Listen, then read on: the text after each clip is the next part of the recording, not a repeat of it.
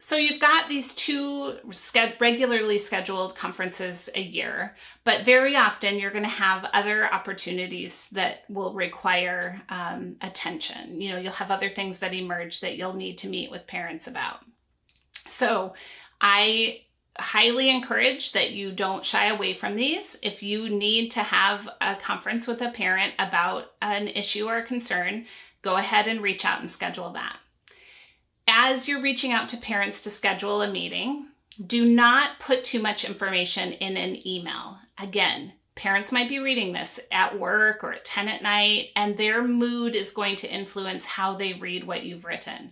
So you want to keep it very brief if you're using email to schedule, just that I'd like to share some things with you. Let's find a time to connect. And then bring concerns to them in person. Always with a concern, what you've seen, what your plan is, and what you need from them. So that you're not just sort of heaping it on them and leaving them with nothing. We want to be sure they know that we're going to work on whatever this issue is collaboratively. When I meet with a parent regarding a concern, I always make sure to frame the meeting in that we are all here to support your child, and we all know and love this child, and we want the best for your child. So here's how we're going to address that. And bring in some of the positive things in this meeting as well, even if you're working on something really serious, like the child's not making progress in reading or the child's having some violent outbursts. We still want to stay very positive about who this person is and how much hope and, joy we have in being with them. If you're talking with a parent about something that perhaps they need outside support for, the first place I recommend you send them to is their pediatrician. So if a child's struggling to read, if a child's struggling with some developmental milestones of anything, the pediatrician's the first place to go. Pediatricians know where to send you next for the right support. So we are never going to diagnose or even remotely attempt to diagnose. We are just going to refer parents to a resource to support them in finding the best further support for their children. So you may set up some other meetings with parents. They may also want to set up something else with you.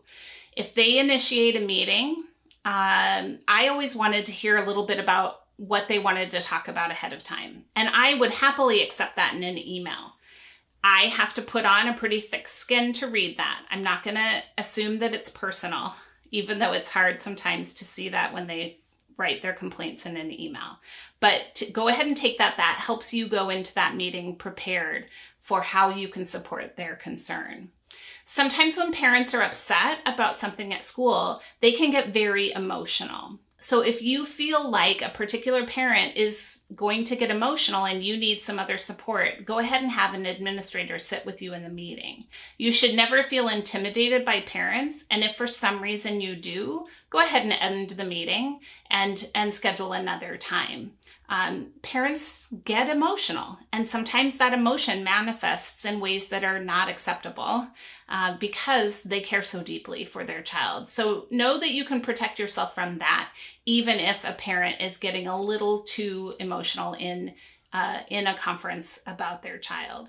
But ultimately, what we want to do is recognize the parent's feelings and work to support them in solving whatever issue occurs. Try to avoid a spontaneous meeting. Parents sometimes try to grab you and, and try to put all the issues on you as, you're finishing up dismissal. Go ahead and set a boundary there too.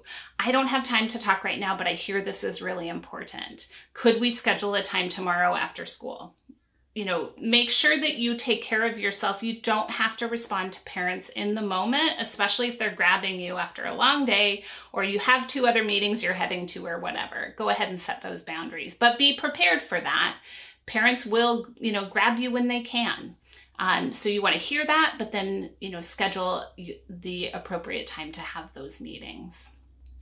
So you're going to be planning for these regular parent-teacher conferences that happen, the ones that you call because of usually a concern, the ones that parents call because of a concern, and then the spontaneous ones that can happen on a day-to-day basis that you want to set some boundaries around.